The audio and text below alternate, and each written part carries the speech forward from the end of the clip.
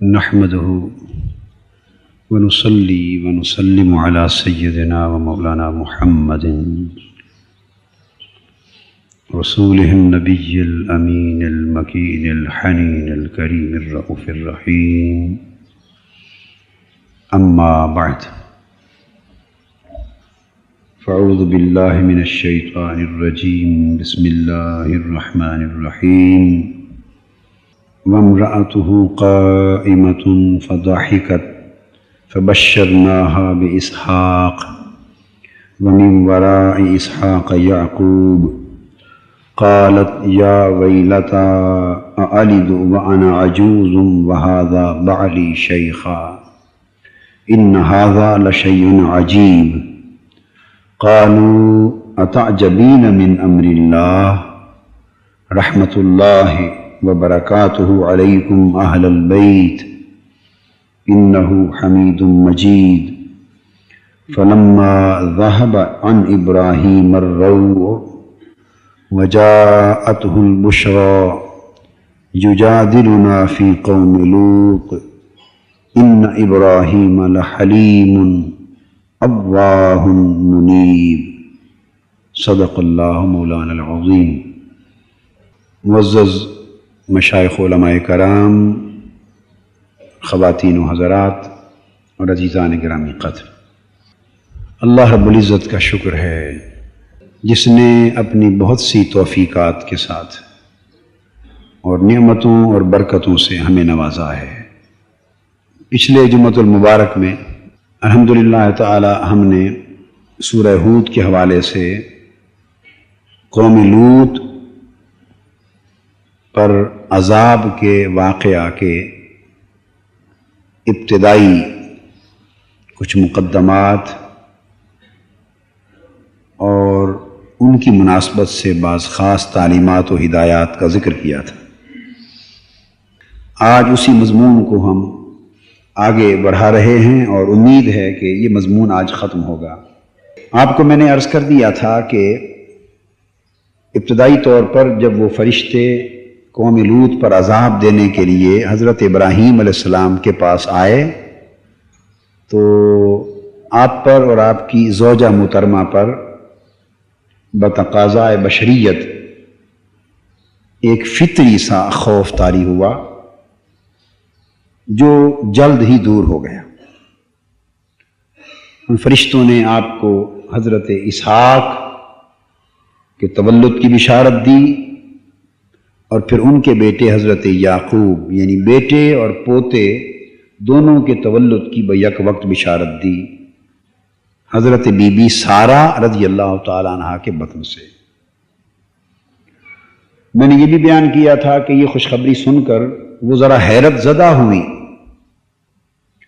اور دوسرے مقام پر قرآن مجید میں یہ واقعہ لوط علیہ السلام کی قوم کے عذاب کا واقعہ اور فرشتوں کا سیدنا ابراہیم علیہ السلام کے پاس آ کر انہیں آگاہ کرنا، یہ کم و بیش 9 مرتبہ قرآن مجید میں آیا ہے.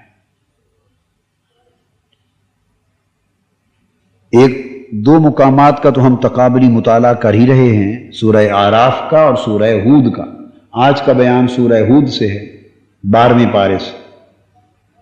اسی طرح یہ واقعہ سورہ حجر میں بھی آیا ہے، سورہ عنکبوت میں بھی آیا ہے، سورۃ الشعراء میں بھی آیا ہے، سورۃ النمل میں بھی آیا ہے، سورۃ الصافات میں بھی آیا ہے، سورۃ الذاریات میں بھی آیا ہے، سورۃ القمر میں بھی آیا ہے.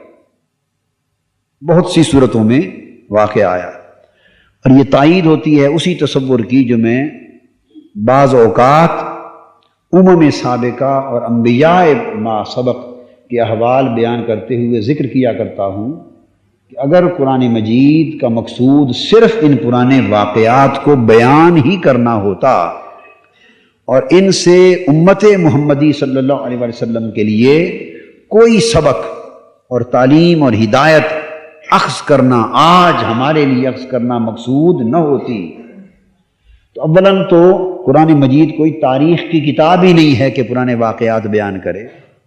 اور اگر پہلے انبیاء کے واقعات احوال انبیاء اور احوال امم کے تسلسل کے لیے بیان کرنا ہی تھے تو ایک واقعے کا ایک بار بیان کر دیا جانا کافی تھا۔ یہ قوم لوط پر عذاب کا واقعہ ہے، صرف یہ 9 سورتوں میں بیان ہوا ہے قرآن مجید میں۔ تو اس سے آپ اندازہ کریں کہ اس مضمون کو، یعنی پہلے انبیاء اور ان کی امتوں کے حالات و واقعات کا مضمون، اس مضمون کو اللہ رب العزت نے قرآن مجید میں اور امت محمدی صلی اللہ علیہ وآلہ وسلم کے لیے کس قدر اہمیت دی ہے۔ ہم نے اس لیے اس کو تسلسل کے ساتھ اپنے خطبات کا موضوع بنایا ہے کہ دعوت انبیاء اور امم سابقہ کا کردار، یا پیغمبرانہ دعوت اور منکرین حق کا طرز عمل، یہ عنوان بنایا ہے تاکہ ہم اس سے ہدایت اخذ کر سکیں کہ آج حق اور اہل حق کا معاملہ کیا ہے، اور حق پر مبنی دعوت کے خلاف طرز عمل آج کی امت اور معاشرے میں کیا ہے، اور اس کی روشنی میں ہم اپنے لیے ہدایت پر مبنی لایا عمل معلوم کر سکیں اور استقامت کے ساتھ اس پر چلنے کا عزم کر سکیں۔ یہ بنیادی نخبہ ہے، نچوڑ ہے جسے ہمیں حاصل کرنا ہے، اخذ کرنا ہے۔ تو ایک اور مقام پر یہ جو تعجب حضرت بی بی سارہ کر رہی ہیں کہ کیسے میری اولاد ہوگی، میں تو بوڑھی ہو چکی ہوں، اور یہ میرے جو میاں ہیں، میرے شوہر، یہ بھی ضعیف العمر ہو چکے ہیں، اولاد کی عمر تو گزر گئی، ہماری اولاد کیسی ہوگی؟ یہ تو بڑی عجیب بات ہے۔ یہاں یہ تعجب حضرت بی بی سارہ کی زبان سے بیان ہو رہا ہے۔ ایک اور مقام پر یہی تعجب سیدنا ابراہیم علیہ السلام کی زبان سے بیان ہوا، انہوں نے بھی فرمایا کہ میں تو بوڑھا ہو چکا ہوں اور میری اولاد ہوگی۔ اس پر ملائکہ نے عرض کیا، ملائکہ نے کہا سیدنا ابراہیم علیہ السلام کو کہ کیا آپ اللہ کی رحمت سے مایوس ہیں؟ اب فرشتے یہ گمان بھی نہیں کر سکتے تھے کہ اللہ کا جلیل القدر پیغمبر جس کی خدمت میں ہمیں بھیجا جا رہا ہے، اس کی اپنی یہ کیفیت ہوگی کہ اللہ کی رحمت سے مایوس ہوگا، اور اللہ کی قدرتوں پر اس کا ایمان اور ایقان کامل نہیں ہوگا۔ فرشتے بھی یہ گمان نہیں کر سکتے تھے۔ انہوں نے اس پر جو یہ کہا کیا آپ اللہ کی رحمت سے مایوس ہیں؟ ابراہیم علیہ السلام جواب دیتے ہیں نہیں، اللہ کی رحمت سے تو مایوس ہونے والے گمراہ لوگ ہی ہو سکتے ہیں، میں کیوں مایوس ہوں گا؟ اللہ کی رحمت سے مایوس ہونے والے تو گمراہ ہوتے ہیں، بھٹکے ہوئے لوگ ہوتے ہیں، میں کیوں مایوس ہوں گا؟ دیکھیے نا، یہ ایک مخاطبہ ہو گیا۔ کس لیے؟ اب آپ اس کی واقعاتی اہمیت کو سمجھنے کی کوشش کریں۔ کس لیے ان کا فرمانا آپ کی اولاد ہوگی، مبارک ہو، ابراہیم علیہ السلام کا فرمانا جواب میں کہ کیسے ہوگی، میں تو بوڑھا ہوں، کیوں کہا؟ کیا ان کا اس بات پر یقین نہیں تھا کہ بڑھاپے میں بھی اللہ اولاد دے سکتا ہے؟ وہ جو بغیر بیوی کی حضرت آدم علیہ السلام کو پیدا کر سکتا ہے، بغیر ماں کے اور باپ کے، اور پھر بغیر عورت کے مرد میں سے حضرت حوا کو پیدا کر سکتا ہے، پھر بغیر باپ کی حضرت عیسیٰ کو اس نے پیدا کیا ہے، اور پہاڑوں سے اونٹنیوں کو پیدا کرتا ہے، تو اس کی قدرتیں جو ہمیشہ آشکار ہوتی رہتی ہیں، تو اللہ کے اتنے جلیل القدر پیغمبر کو کیا اس پر یقین نہیں تھا؟ یقین تھا۔ اسی پر فرشتے استعجاب میں ایک سوال کر رہے ہیں، کیا آپ اللہ کی رحمت سے مایوس ہیں؟ جواب دیتے ہیں نہیں، میں کیوں مایوس ہوں؟ اللہ کی رحمت سے تو مایوس ہونے والے گمراہ لوگ ہوتے ہیں۔ تو یہ سارا مکالمہ کیوں بیان کیا؟ یہ جو آخری کلمہ آیا ہے وہ دراصل حضور علیہ السلام کی امت کو بتانا ہے، اس مقصد کے لیے مکالمہ کو بیان کیا۔ یہی حکمتیں ہیں پہلے احوال کے بیان کی۔ سمجھانا یہ مقصود ہے کہ فطری اور بشری تقاضے کے تحت بعض اوقات ایک چیز اگر خلاف توقع ہو جائے اور حسب منشا نہ ہو، یا ظاہری اسباب اور علل اس کے ہونے کے حق میں تائید نہ کر رہے ہوں، ماحول اس کے مخالف نظر آ رہا ہو، تو فطری اور بشری تقاضے کے تحت ایک بار یہ سوال، یہ استعجاب ذہنوں میں ضرور برتا ہے کہ کیسے ہوگا۔ اگر یہ سوال ذہن میں آئے اور اس پر تعجب ایک لمحے کے لیے پیدا ہو، تو یہ چیز ایمان کے خلاف نہیں، یہ پیغمبرانہ شان میں بھی ہوتی رہی ہے۔ اور فرشتوں کا کہنا ایک سوال ہے کہ کیا آپ مایوس ہو گئے اللہ کی رحمت سے؟ یہ ادھر متوجہ کرنا ہے حضور علیہ السلام کی امت کو کہ اگر ظاہری اسباب اور علل اور حالات و واقعات کسی کام کے ہونے کے حق میں دکھائی نہ دے رہے ہوں اور خود آپ کے ذہن میں بھی تعجب اور حیرت آ جائے کہ کیسے ہوگا، اس کے باوجود بھی مایوس اللہ کی رحمت سے نہیں ہونا چاہیے۔ ان کے سوال کا مقصد یہ تھا، اور پھر ابراہیم علیہ السلام کے جواب کا بھی ایک مقصد تھا، میں کیوں مایوس ہوں؟ مایوس ہونے والے لوگ تو گمراہ ہوتے ہیں۔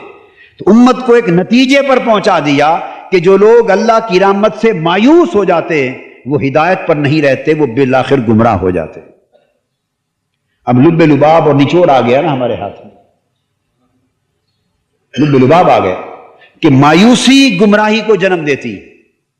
اب نتیجہ اخذ کر کے آپ کو بتا رہا ہوں، تو یہ واقعات اور یہ احوال، یہ مکالمے، یہ مخاطبے، حتیٰ کہ ایک ایک جملہ جو بیان کیا جاتا ہے وہ محض اس طرح نہیں جیسے معاذ اللہ کوئی ایک کہانی، سٹوری، واقعہ کوئی سنا رہا ہو کسی کو اور اس کے دوران یوں ہی چند جملے ایکسچینج ہو رہے ہوں، اس نے یہ کہا، میں نے یہ کہا، اس نے یہ کہا، فلاں نے یہ کہا۔ یہ اس طرح فلاں کی بات نہیں ہے، یہ اللہ کی بات ہے، پیغمبروں کے کلمات ہیں۔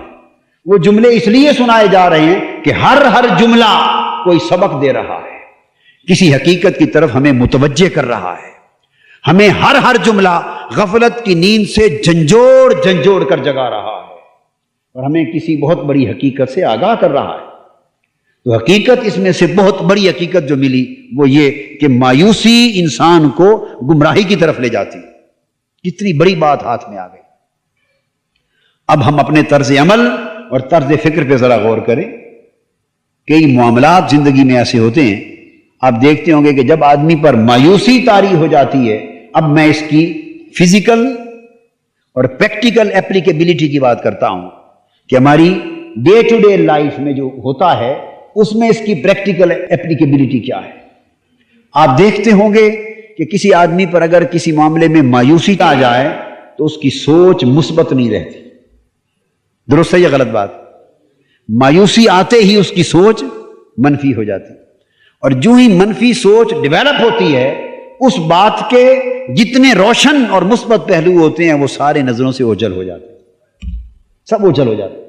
جس پہلو پہ انسان نگاہ کرتا ہے وہی تاریک نظر آتا ہے، وہ پہلو تاریک ہوتا نہیں ہے، تاریک ہوتا نہیں ہے، وہ تاریکی اس کی نگاہ کی ہے، اور نگاہ میں تاریکی کہاں سے آ گئی ہے؟ اس کی مایوسی سے۔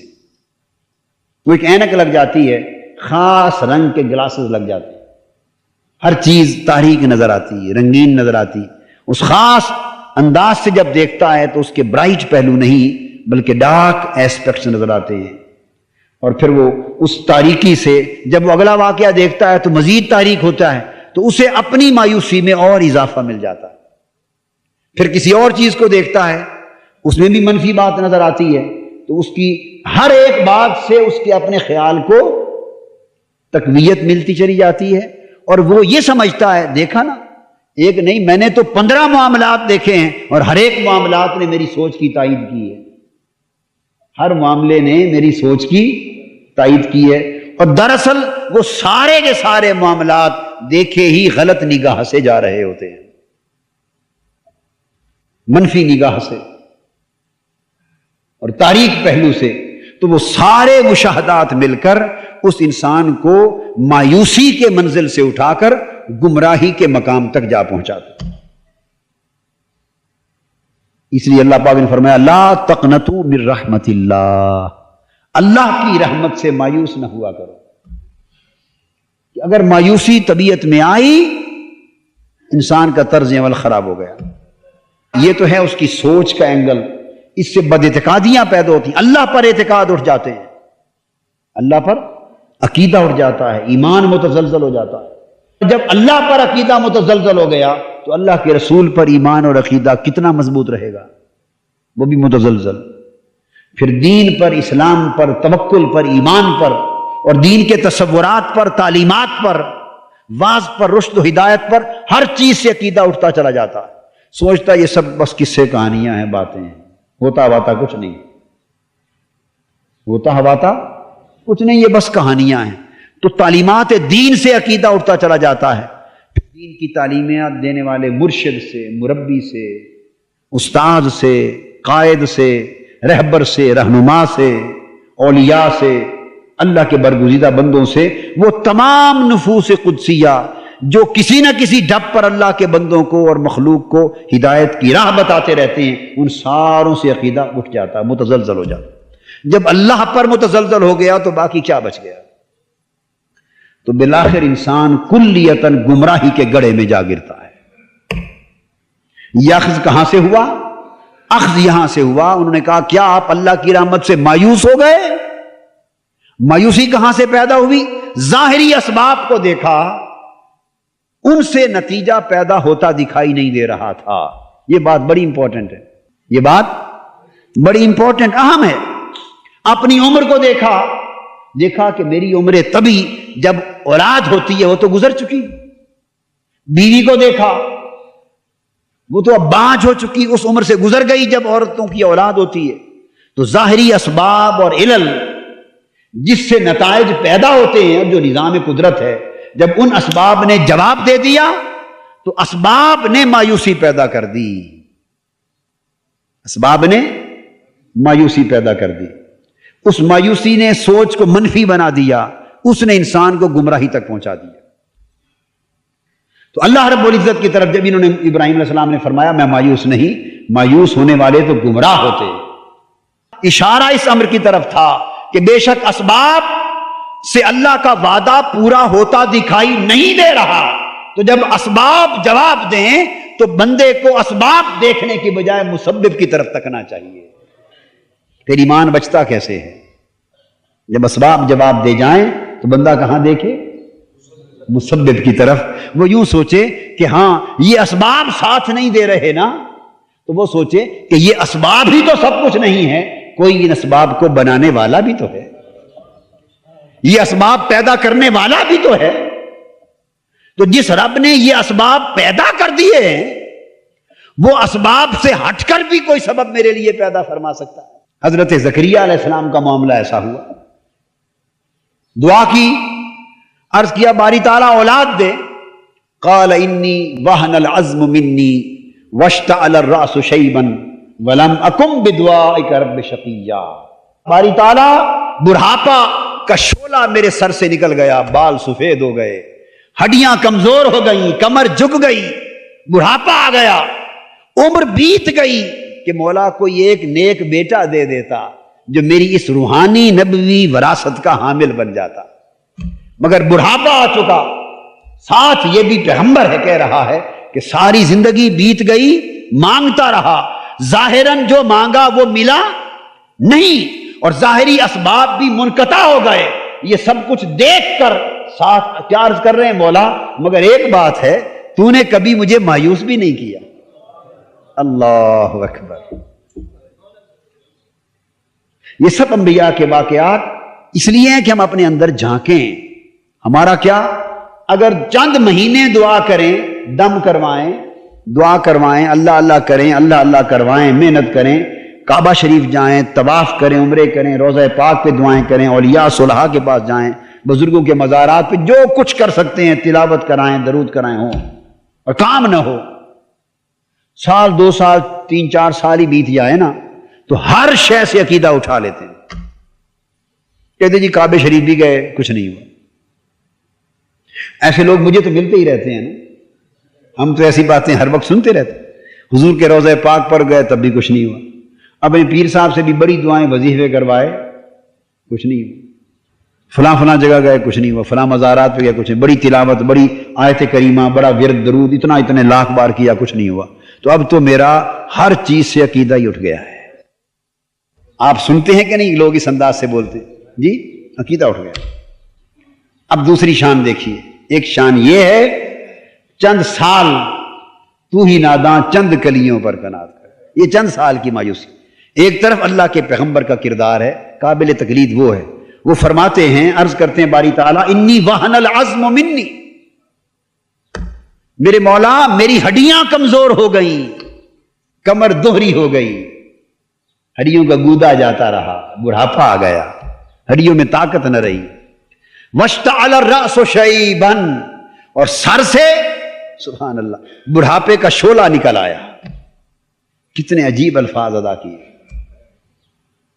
بڑھاپے کا شعلہ، یعنی سر کے سارے بال بھی سفید ہو گئے، اس قدر بڑھاپا آ پہنچا۔ اور عمر پر ایک بات ہی تھی جو مانگتے رہے، مولا اہل خاندان، رشتہ دار، قبیلے والے لوگ اچھے نہیں، وہ میری امانت جو تو نے مجھے دی ہے اس امانت کو سنبھالنے کے اہل نہیں، تو ڈر لگ رہا ہے کہ میرا وقت قریب ہے تو یہ امانت آگے نہیں چلے گی، کوئی ایک بیٹا دے دیتا نیک جو میری امانت کو سنبھالنے کے لائق ہو جاتا، اسے لے کے آگے چلتا تاکہ سلسلہ اس امانت کا جاری رہتا۔ مگر بڑھاپا ہو گیا، بال سفید ہو گئے، ہڈیاں کمزور ہو گئیں، اب زندگی میں اسباب کی ساری امیدیں منقطع ہو گئی۔ مگر آخر پہ معلوم ہے کیا فرض کرتے ہیں، وَلَمْ أَكُنْ بِدُعَائِكَ رَبِّ شَقِيًّا، پر مولا ایک بات ہے، ساری زندگی آپ نے مجھے کبھی مایوس ہی نہیں کیا، جو مانگا ہے وہی دیا ہے۔ آپ ذرا سوچیں، ایک بیٹا مانگ رہے ہیں، 90 سال سے اوپر زندگی گزر گئی، عمر 100 سال جا پہنچی، پوری صدی بیٹا مانگنے میں گزر گئی اور ابھی تک ملا نہیں، پوری صدی گزر گئی بیٹا مانگتے مانگتے اور ملا نہیں ہے، نہیں ملا وہ بیٹا، اور پھر بھی عرض کر رہے ہیں مولا میں نے جو مانگا ہے تو نے دیا ہے، تو نے تو کبھی مایوس ہی نہیں کیا۔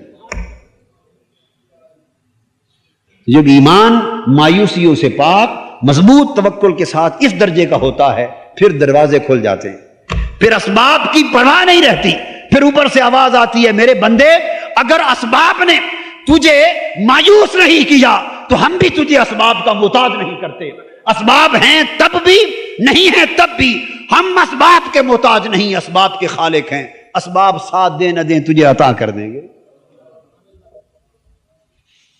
عطا کر دیا، اور جب بشارت آ گئی فرشتہ آ گیا، اس نے کہا بشارت ہے یحییٰ ہوگا، کیا یحییٰ علیہ السلام ہوں گے۔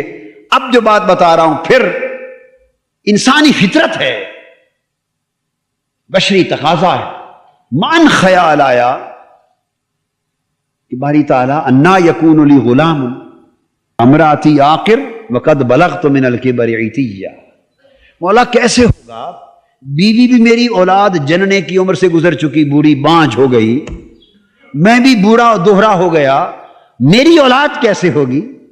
اب اس پر اللہ پاک جواب دیتے ہیں، قال ربک هو علی ہین، اے زکریا علیہ السلام بے شک اسباب تو جواب دے گئے مگر تیرے رب کے لیے تو بغیر اسباب کے بھی پیدا کر دینا آسان کام ہے۔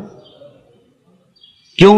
وقد خلقتک من قبل ولم تک شیئا، آج تو تو بھی ہے اور تیری بیوی بھی ہے، تم دونوں میاں بیوی ہو، عمر بے شک گزر گئی تو سوچ رہے ہو کیسے ہوگی، تو کبھی یہ بھی سوچا کہ وہ بھی ایک مقام تھا جب سرے سے کچھ بھی نہ تھا اور کچھ نہ تھا تب بھی میں نے تمہیں پیدا کر دیا۔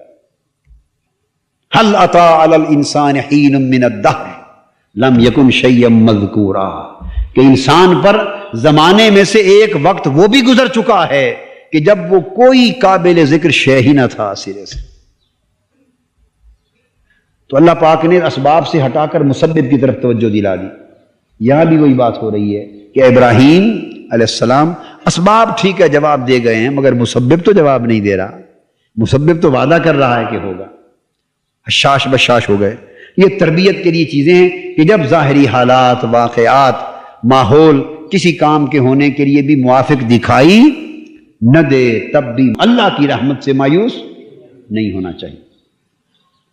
آگے ایک بات آئے گی میں بتاؤں گا، ایک ہوتا ہے معاشرے سے مایوس ہونا، لوگوں سے مایوس ہونا، قوم کے سنورنے سے مایوس ہونا، یہ اور بات ہے۔ اس کا مطلب یہ ہے کہ اس قوم کے ہاتھوں یہ تبدیلی نہیں آئے گی، اللہ پاک ان کے بدلے کسی اور کو لائے گا۔ یہ مایوسی اللہ کی رحمت سے مایوسی نہیں۔ قرآن مجید میں جا بجا فرمایا گیا کہ تم اگر میری خاطر جہاد نہیں کرو گے اور اپنا تن من دھن میرے دین کی اقامت کے لیے لٹانے والے نہیں بنو گے تو پھر اللہ یستبدل قوما، اللہ پاک تمہیں بدل کر ایک ایسی نئی قوم لائے گا جس کا پیار ہی صرف مولا سے ہوگا۔ جہاد کریں گے، تن من لٹائیں گے، ہجرت کریں گے، اور گالیاں دینے والوں کی گالیوں کی بھی پرواہ نہیں کریں گے، اللہ پاک ان کے ہاتھوں کام کر دے گا۔ تو قوموں کو اللہ بدلتا رہتا ہے، تو قوموں کے حالات سے مایوس ہونا اللہ کی رحمت سے مایوسی نہیں۔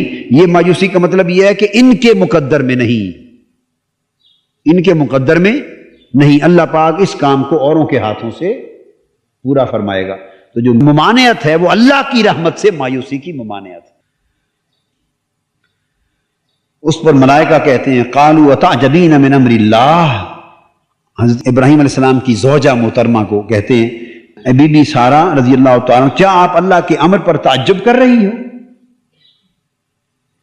رحمت اللہ وبرکاتہ علیکم اہل البیت، اے نبی کی گھر والیو، سبحان اللہ، اے نبی کے گھر والو، تم پر تو اللہ کی رحمت اور اللہ کی برکتیں ہیں، تم کیوں تعجب کرتی ہو؟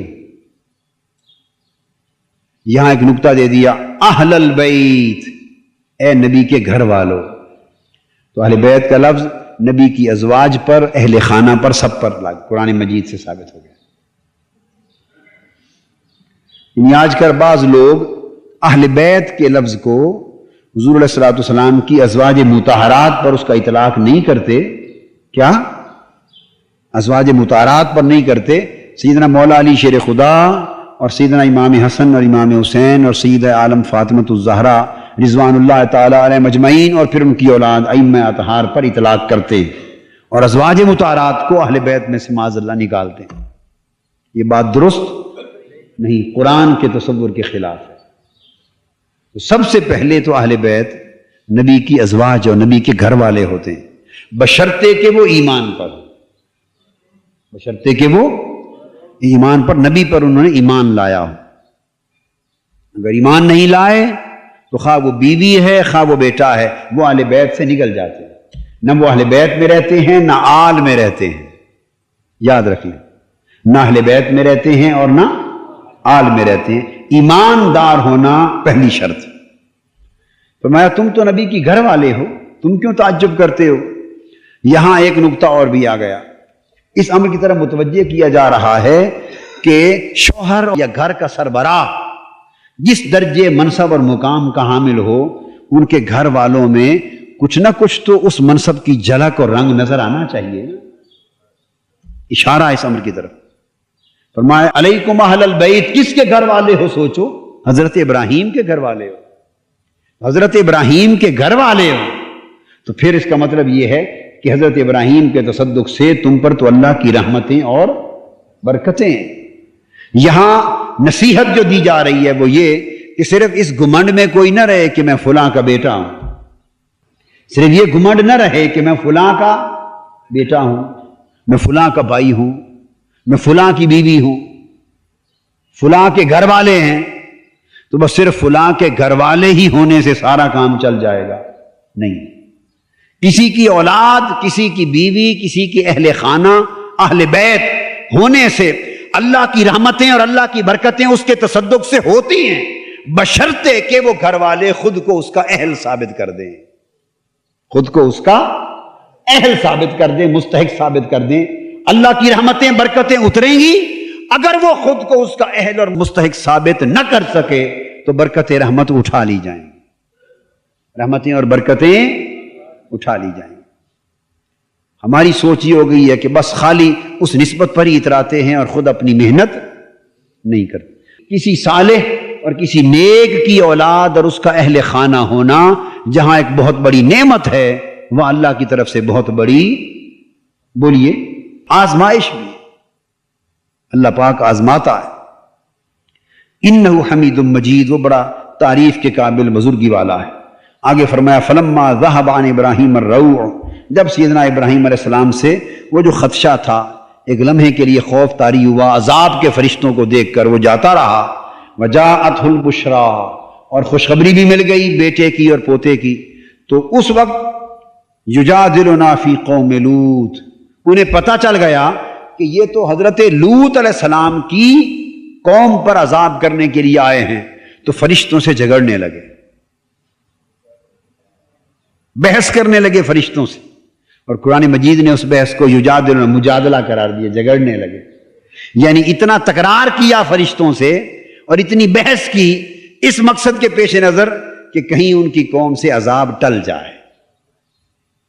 ایک درد تھا، لوط علیہ السلام سے ایک محبت تھی۔ محبت کیا تھی میں آپ کو بتا چکا ہوں، یہ ایک پورا خطاب اس نقطے پر ہوا تھا کہ نسبت کیا تھی لوط علیہ السلام کی۔ ایک تو سیدنا ابراہیم علیہ السلام کے بھتیجے تھے، سگے بھتیجے تھے۔ کیا؟ سیدنا ابراہیم علیہ السلام کے والد گرامی کا نام تھا طارخ۔ کیا نام تھا؟ طارخ۔ اور وہ آزر کے بھائی تھے۔ قرآن مجید میں جو نام آزر آیا ہے وہ حقیقت میں ابراہیم علیہ السلام کے چچا تھے۔ آپ کے والد جلد فوت ہو گئے تو پالا چچا نے تھا، تو ایک تو چچا بھی تھے، دوسرا پالا بھی انہوں نے تھا، تو محاورہ عرب اور دستور کے مطابق انہی چچا کو باپ کے طور پہ معروف کر دیا۔ تو یہ جو طارخ سیدنا ابراہیم علیہ السلام کے والد تھے، یہ ابراہیم علیہ السلام کے دوسرے بھائی تھے، ان کے بیٹے تھے حضرت لوط علیہ السلام۔ تو لوط علیہ السلام کے دادا تھے، تو ایک رشتہ داری بھی تھی، چچا اور بھتیجے کا رشتہ۔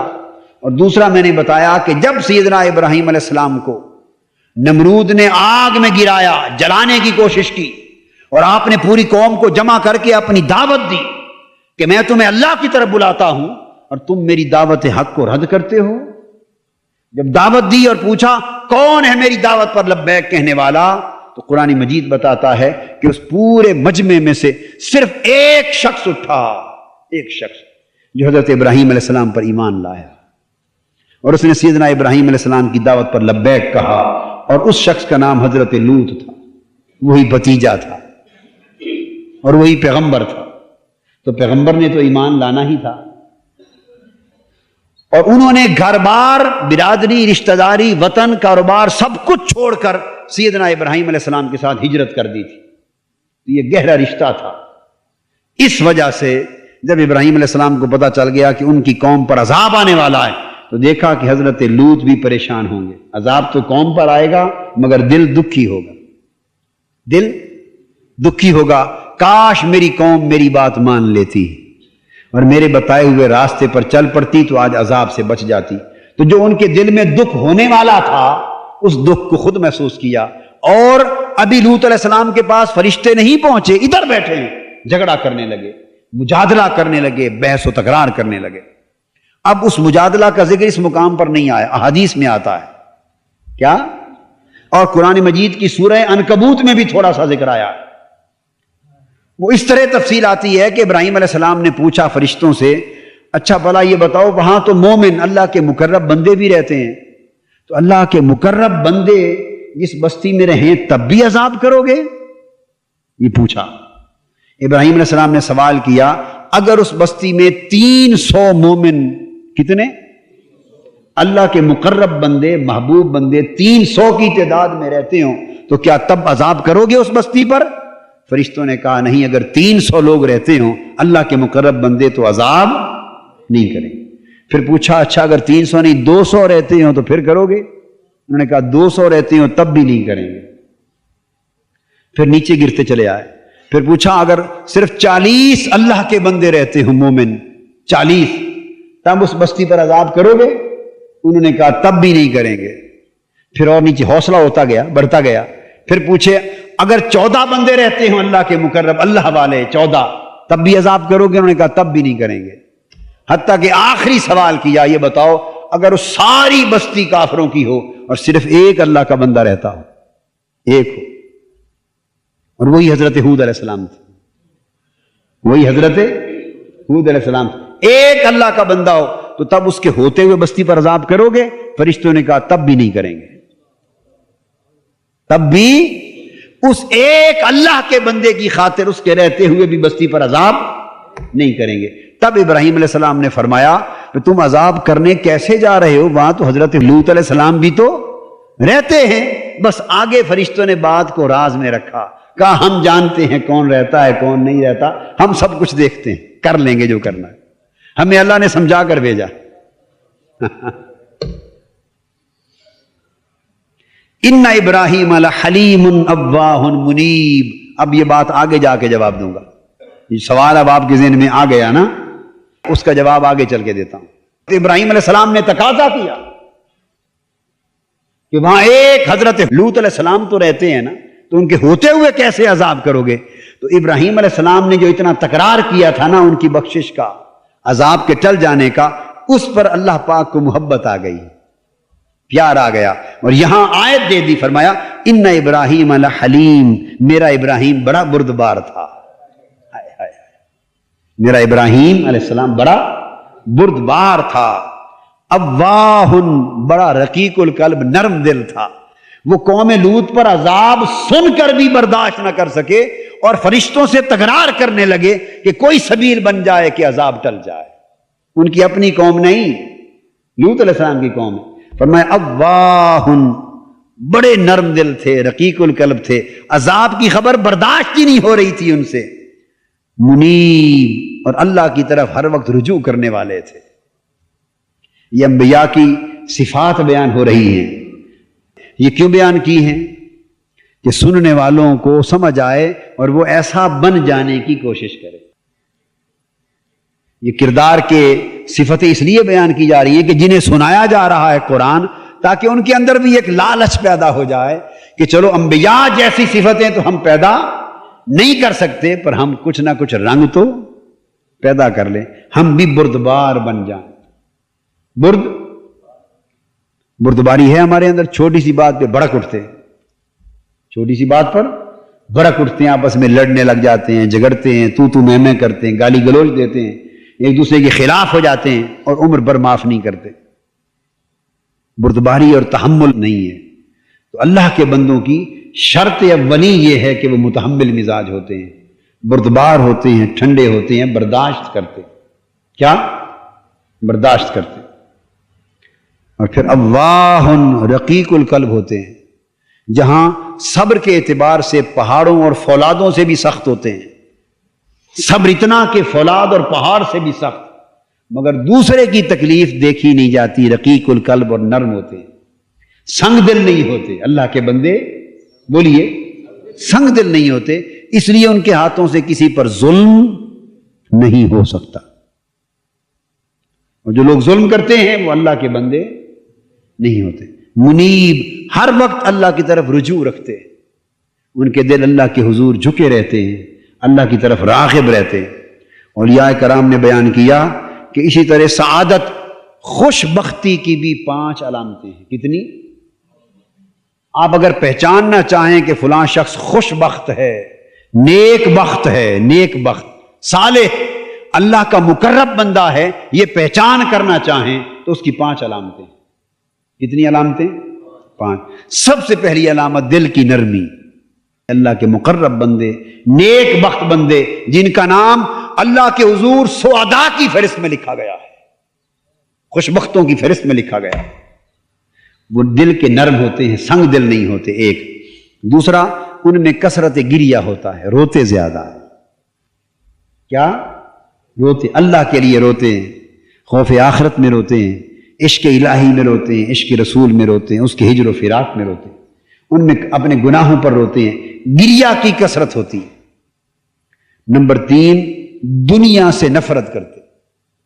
دنیا سے, یہ نہیں کہ دنیا میں کاروبار نہیں کرتے, تجارت نہیں کرتے, کماتے نہیں, یہ حکم ہے, یہ حکم ہے. اس حد تک حکم ہے کہ حتیٰ کہ جمعہ کے دن کے لیے بھی قرآن مجید نے فرمایا کہ جب جمعہ کی اذان آئے تو اس وقت اپنے کاروبار تجارت بند کر دیا کرو, جمعہ کے لیے آ جاؤ, اور جب نماز جمعہ اور ذکر اذکار سے فارغ ہو جاؤ پھر رزق کی تلاش میں نکل پڑو. اسلام میں پورے دن کی چھٹی کا بھی کوئی تصور نہیں ہے.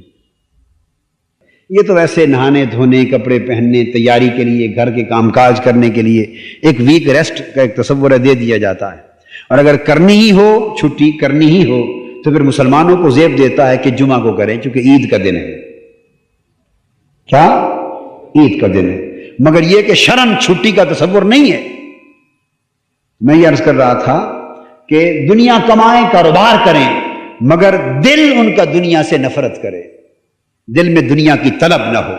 دنیا کی محبت نہ ہو، دل میں دنیا کی چاہت نہ ہو، دنیا کی رغبت نہ ہو، ہاتھ کاروبار اور تجارت کی طرف لگے ہوئے ہوں مگر دل شغل یار میں لگا ہوا ہو، شغل یار میں مست ہو۔ 3، چوتھا امیدوں کا کوتا ہونا۔ یہ جو آدمی دنیا میں بڑی لمبی لمبی امیدیں بنا کے اور آسیں بنا کے بیٹھا ہوتا، امیدیں رکھتا، فلاں پر بھی یہ امید تھی اس نے بھی پوری نہ کی، میری فلاں پر بھی یہ امید تھی، فلاں پر بھی یہ امید تھی، امید پر کوئی پورا نہ اترا، اور مجھے اب یہ بھی امید ہے یہ ہو جائے گا، یہ بھی امید ہے۔ وہ لمبی لمبی امیدیں بنانا اللہ والوں کا کام نہیں ہوتا، ان کی امیدیں کم ہوتی ہیں، امیدیں بولیے کم ہوتی ہیں، زیادہ نہیں ہوتی، چھوٹی ہوتی ہیں، طویل نہیں ہوتی۔ 4 اور 5واں حیا، ان میں شرم اور حیا ہوتا ہے، بولیے شرم، اور ان کے کلام میں، ان کی گفتگو میں، ان کی بات میں، ان کے عمل میں، کردار میں حیا ہوتا ہے۔ اور حضور علیہ السلام کے بارے میں حدیث پاک میں ہے کہ آپ مرد ہو کر کنواری بچیوں سے بھی زیادہ حیا والے تھے، اتنا شرم تھا آپ کے اندر۔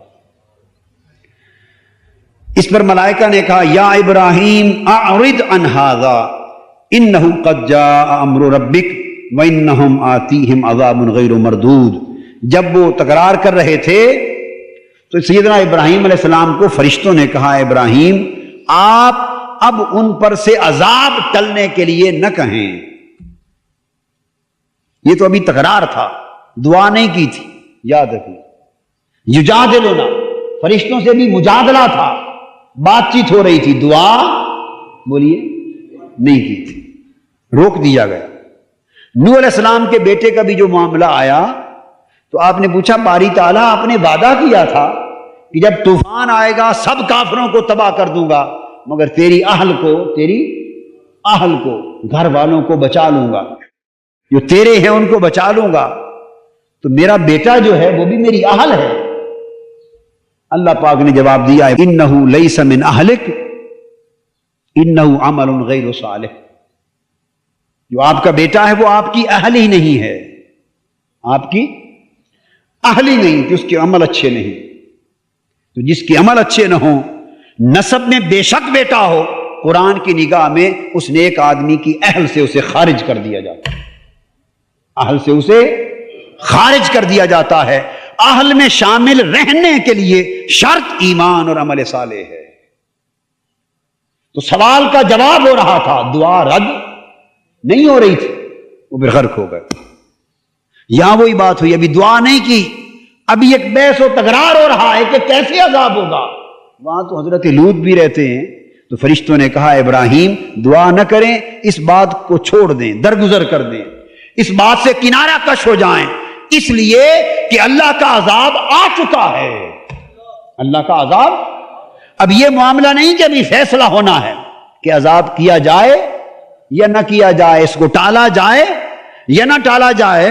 عذاب انہ قد جاء امر ربک، آپ کے رب کی طرف سے اس قوم پر عذاب آ چکا ہے، اور ہم اس عذاب کو واقع کرنے کے لیے زمین پر اتر آئے ہیں۔ وَإِنَّهُمْ آتِيهِمْ عَذَابٌ غَيْرُ مَرْدُودٌ، اور ان پر عذاب واقع ہونے والا ہے، اور یہ لکھ دیا گیا ہے، اعلان کر دیا گیا ہے کہ یہ عذاب ٹلنے والا عذاب نہیں۔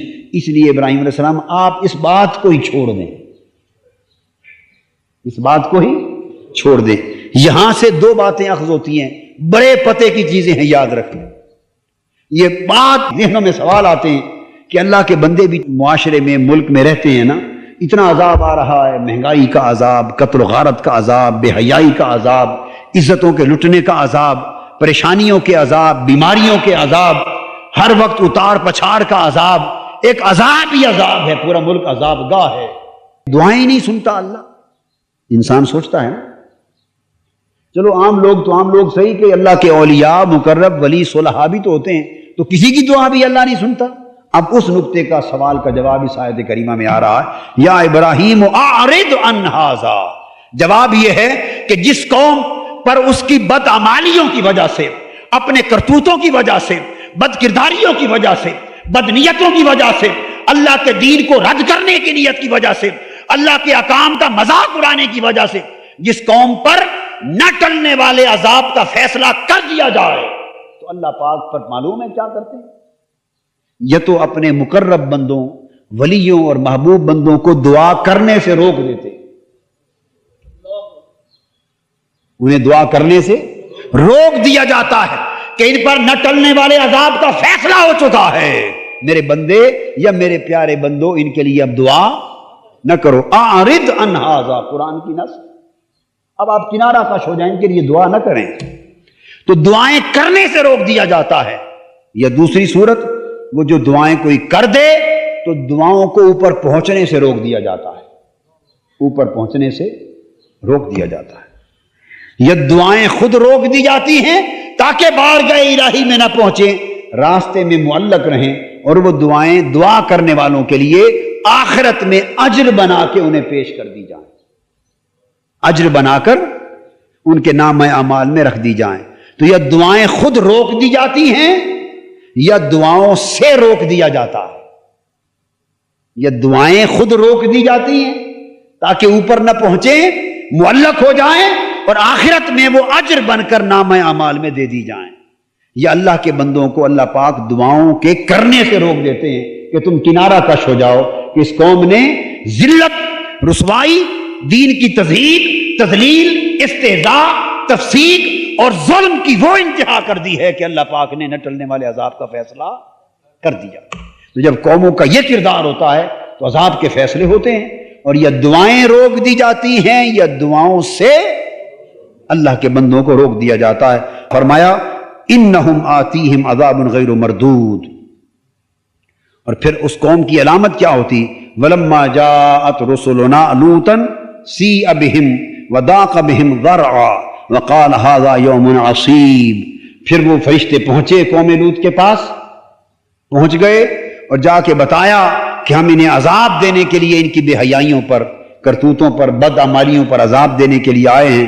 حضرت لوط علیہ السلام پریشان ہو گئے اور پکار اٹھے کہ ہائے آج کا دن بڑا سخت ہے میری قوم کے لیے، کاش میری قوم میری بات مان لیتی اور بدعمالیوں سے بچ جاتی اور اللہ کے دین اور اس کی دعوت پر لبیک کہتی۔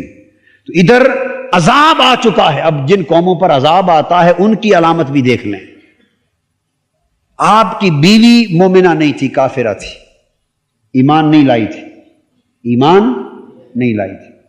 وہ فرشتے خوبصورت جوان لڑکوں کی شکل میں آئے تھے، وہ بھی ایک امتحان تھا قوم کے لیے۔ قوم کی برائیوں میں سے، تباہ کاریوں میں سے ایک بہت بڑی خرابی یہ بھی تھی کہ وہ لڑکوں سے بدکاری کرتے تھے۔ وہ عورتوں کے ساتھ اپنے تعلق استوار کرنے کا جو شرعی حق تھا اس کی بجائے وہ رغبت رکھتے تھے لڑکوں کے ساتھ بدکاری۔ ویسے ڈاکہ زنی بھی کرتے، چوری چکاری بھی کرتے، باقی خرابیاں بھی تھیں، مگر یہ خرابی بڑی عروج پر تھی۔ تو اللہ پاک نے انہیں اسی میں آزمایا، اسی عمل میں آزمایا۔ نوعمر نوجوان، نہایت خوبصورت نوجوان لڑکوں کی شکل میں فرشتوں کو بھیجا، وہ پہنچ گئے، عذاب آ چکا ہے۔ بیوی کافرہ تھی، مومن نہیں تھی، اس نے دوڑ کر قوم کو بتا دیا کہ لوط علیہ السلام کے پاس اس طرح کے مہمان آئے ہیں، اطلاع کر دی۔ اب یہاں سے یہ پتا چلا کہ ہدایت نصیب کی بات ہے، محض بیوی ہونے سے کسی کی ہدایت نہیں مل جاتی، محض اولاد ہو جانے سے ہدایت، اور بیوی اور اولاد سے بڑھ کر بھی صحبت کسی کو نصیب ہوتی؟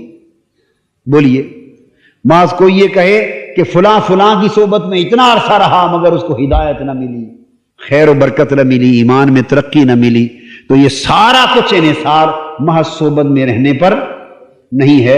اللہ پاک بار بار فرماتے ان اللہ یہدی من یشاء، اللہ جسے چاہتا ہے ہدایت کرتا ہے۔ صحبت میں رہنے سے فقط ہدایت نہیں ہوتی، اگر ہدایت اللہ کی طرف سے فیصلہ ہو تو پھر وہ صحبت سے خیرات لیتا ہے۔ بیوی سے بڑھ کر صحبت کسی کو نصیب نہ تھی، مگر لوط علیہ السلام ان کی صحبت میں رہ کر بوڑھی ہو گئی تھی، بڑھیا تھی مگر ہدایت پر نہ آئی۔ اولاد سے بڑھ کر صحبت نہیں ملتی، مگر نوح علیہ السلام کا بیٹا صحبت میں رہ کر بھی ایمان نہ لایا۔ حضور علیہ السلام کا قبیلہ عرب میں جو قریش قبیلہ تھا محلہ بنو ہاشم میں، اس کے اکثر گھرانے چاند ٹکڑے ہوتا دیکھتے رہے۔ آقا گلیوں میں چلتے پتھر بآواز بلند حرام کرتے تھے، درخت سجدے کرتے تھے، پتھر سلام کرتے تھے، کھانوں کے لقمے تسبیح پڑھتے تھے، سورج ڈوب کر پلٹ آتے تھے، چاند کے ٹکڑے ہوتے تھے، صبح و شام معجزات دیکھتے تھے، سب کچھ دیکھ کر بھی جن کے نصیب میں ایمان نہ تھا وہ قبیلے میں ہو کر بھی ایمان نہ لائے۔ ابو جہل کے نصیب میں نہ تھا، سب کچھ دیکھ کر ایمان نہ لایا۔ ابو لہب کے نصیب میں نہ تھا، سب کچھ دیکھ کر ایمان نہ لایا۔ تو ایمان، ہدایت اور ترقی یہ سب کچھ نصیب کی بات ہے۔ اس لیے گھر والوں کو، بیویوں کو، بچوں کو، اولادوں کو، رشتہ داروں کو صرف یہ، میں بات پھر دہرا رہا ہوں، صرف یہ خیال کہ ہماری نسبت فلاں سے ہے، خالی نسبت سے اگر اولاد ہو جانے سے ایمان، عمل، ترقی نصیب ہو جاتی تو انبیاء علیہ السلام سے بہتر نسبتیں اور صحبتیں کسی کی نہیں ہوتی۔ اس میں بڑی برکت ہے، مگر سب سے پہلے اپنی قبول ہدایت کی شرط ہے کہ انسان ہدایت قبول کرنے والا ہو، ہدایت قبول کرنے والا۔ اگر اس نے ہدایت ہی قبول نہیں کرنی، اس رنگ کو بھی اپنے اوپر نہیں چڑھانا، اس کے طرز عمل کو ہی نہیں اپنانا، اس کے نقش قدم پر ہی نہیں چلنا، جب پہلا قدم ہی نہیں وہ اٹھا رہا تو باقی خیرات اس کو کہاں سے ملے گی؟ تو وہ لوگ آ گئے، میں بتا رہا تھا آخری بات آج کے خطاب کی، کہ جب قوموں پر عذاب آ جاتے ہیں تو ان کا حال کیا ہوتا ہے، کہ عذاب آ چکا ہے، فرشتے حضرت لوط علیہ السلام کے گھر میں بیٹھے ہیں، بستی تباہ ہونے والی ہے، مگر اس عذاب کی آمد کے وقت بھی اس قوم کو شعور نہیں آیا۔ شعور، ان کو پتا چلا کہ وہ آئے ہیں، وہ قوم دوڑ کر آ گئی، وجاءہ قومہ یہرعون الیہ، ان کو اطلاع ملی تو سارے کے سارے لوگ بستیوں کے بے تحاشا دوڑتے ہوئے حضرت لوط علیہ السلام کے گھر پر چڑھ گئے، ان کے گھروں کی کھڑکیاں توڑ دیں، دروازے توڑ دیے، دیواریں پھلانگ کر اندر گھس آئے اور حضرت لوط علیہ السلام سے ہاتھا پائی تک نوبت آ گئی۔ وہ کہنے لگے خدا کے بندو، حیا کرو، شرم کرو، موت سے ڈرو، تمہیں مرنا ہے، یہ میرے گھر معزز مہمان آئے ہیں، تم میرے مہمانوں کے سامنے مجھے پریشان اور رسوا کرنا چاہتے ہو؟ یہ میری قوم کی بیٹیاں تمہارے لیے حلال ہیں، میری قوم کی بیٹیاں تمہارے لیے حلال ہیں، تم حلال شے چھوڑ کر حرام کی طرف دوڑتے ہو۔ وہ لپک آئے، کہنے لگے اے لوط، آپ کو پتا ہے کہ ہمیں یہ حلال بیٹیاں قوم کی عورتیں نہیں چاہیے، ہم تو کچھ اور چاہتے ہیں۔ اس طرح عذاب آ چکا ہے مگر قوم کے شعور کی آنکھیں نہیں کھل رہی، قوم کو احساس نہیں ہو رہا کہ ہم عذاب زدہ ہو چکے ہیں، عذاب میں مبتلا ہو چکے ہیں۔ تو جن پر عذاب مقدر بنا دیے جاتے ہیں وہ حالت عذاب میں بھی بے شعور رہتے ہیں، حالت عذاب میں بھی بے شعور رہتے ہیں، غفلت کی نیند سے بیدار ہونا گوارا نہیں کرتے، وہ تب بھی اپنی تباہی میں جاری رہتے ہیں۔ وَمِن قَبْلُ كَانُوا يَعْمَلُونَ السَّيِّئَاتِ، اور وہ پہلے سے ہی بدکاری اور بدعمالیاں کرتے چلے آ رہے تھے۔ قَالَ يَا قَوْمِ هَؤُلَاءِ بَنَاتِي هُنَّ أَطْهَرُ لَكُمْ فَاتَّقُوا اللَّهَ، یہ میری قوم کی بیٹیاں ہیں، حلال ہیں، تم ادھر کا رخ کرو، حرام رخ کی طرف کیوں جاتے ہو؟ اور فرمایا وَلَا تُخْزُونِ فِي ضَيْفِي، میرے مہمان آئے ہیں، مجھے رسوا نہ کرو۔ میرے مہمان کیا کہیں گے تمہاری نسبت کہ تم اتنے کمینے لوگ ہو؟ کم سے کم آج کے دن تو حیا کر لو۔ اور پھر آپ نے فرمایا، اندازہ کر لیں انبیاء کن کن مرحلوں سے گزرے، اللہ کی دعوت لے کے اٹھنے والے۔ الیس منکم رجل رشید، آپ نے مہمانوں کو کمرے میں چھوڑا، باہر نکلے اور قوم کو آواز دے کر کہنے لگے تم میں کوئی ایک آدمی بھی نہیں جو آج کے دن حیا کر جائے، تم میں ایک آدمی بھی کوئی نہیں جو حیا کرے، جو نیک ہو، جو آج کے دن ٹل جائے اور باقی لوگوں کو نصیحت کر لے کہ آج کے دن تو خیر کی طرف آ جاؤ۔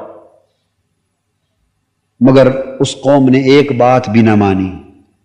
اس پر حضرت لوط علیہ السلام بولے قال لو ان لی بکم قوتا او آوی الی رکن شدید، کاش آج میں بڑی قوت والا ہوتا، میرے پاس بڑی طاقت ہوتی، وسائل ہوتے، اسباب ہوتے، افرادی قوت ہوتی، تو میں یا تو ڈٹ کر مقابلہ کرتا اور تمہیں نصیحت دے دیتا، اور یا بدبختو تمہاری بستی چھوڑ کر کسی آرام گاہ میں چلا جاتا۔ یعنی اس ہیجانی کیفیت میں ایسے کلمات تک آپ نے ادا فرمایا۔ پھر جب پلٹ کے آئے آپ نے 4 مرتبہ بتایا کہ بدبخت قوم ہے، بدعمال قوم ہے، بے شعور قوم ہے، بے حیا قوم ہے۔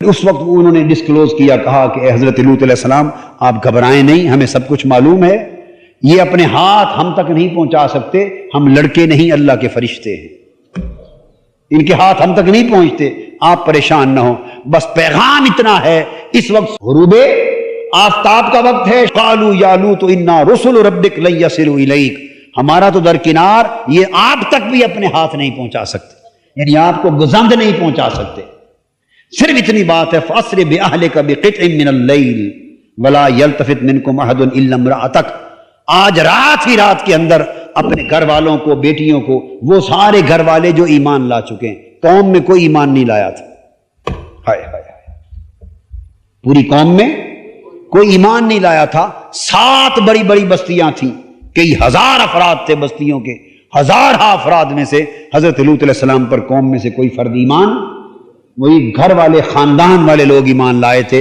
اور ان میں بھی بیوی ایمان نہیں لائی تھی۔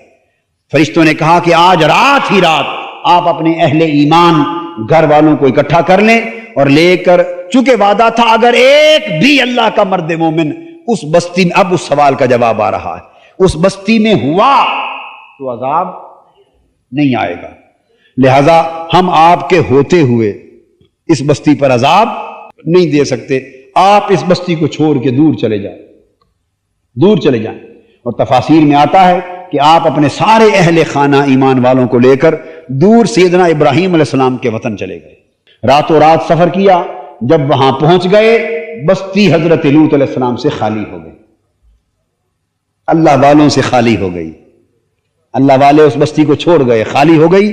جب خالی ہوئی تو فرمایا اپنی بیوی کو ساتھ نہ لے جانا، یہ کافرہ ہے، اس پر عذاب آنے والا ہے، وہی جو اوروں پر ہے، انہ مصیبہا ما اصابہم، ان پر بھی وہی عذاب آئے گا، ان موعدہم الصبح، عذاب آنے کا وقت صبح کا مقرر ہے، رات تک فرصت ہے، آپ راتوں رات دور چلے جائیں، الیس الصبح بقریب، اور صبح میں اب دیر ہی کیا رہ گئی ہے، بس ادھر صبح طلوع ہوئی، حضرت لوط علیہ السلام خاندان کو، اہل ایمان کو لے کر دور پہنچے، فلما جاء امرنا، اللہ کا عذاب آ گیا، جعلنا عالیہا سافلہا، فرشتوں کے ذریعے اس بستیوں کو اٹھایا گیا، بہت اونچا لے جا کر وہاں سے بستیوں کو پلٹا، ساری بستیاں تباہ و برباد ہو گئیں۔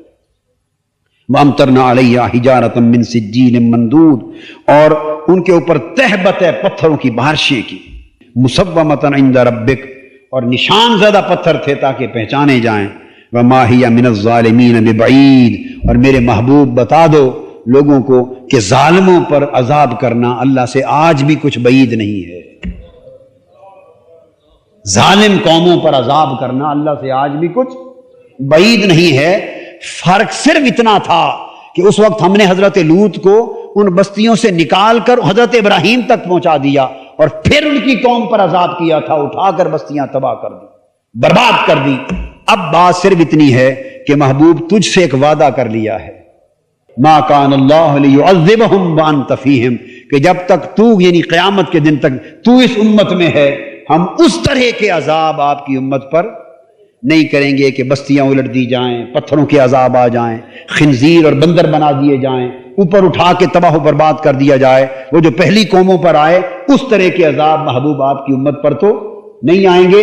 اب عذاب کے اور طریقے ہوں گے، عذاب کے اور طریقے ہوں گے جو آتے رہیں گے، اور اس قوم کو اور اپنی امت کو بتا دیں کہ کہیں وہ یہ نہ سمجھیں کہ عذاب کے زمانے گزر گئے، آج بھی جو ظلم کرتے ہیں اللہ کی طرف سے ان پر عذاب کرنا اللہ کے لیے بعید نہیں ہے۔ اللہ تبارک و تعالی ہمیں اپنے احوال کی اصلاح کی توفیق عطا فرمائے، اور ایمان اور عمل صالح پر استقامت سے کام رہنے کی توفیق دے۔ وما علینا الا البلاغ۔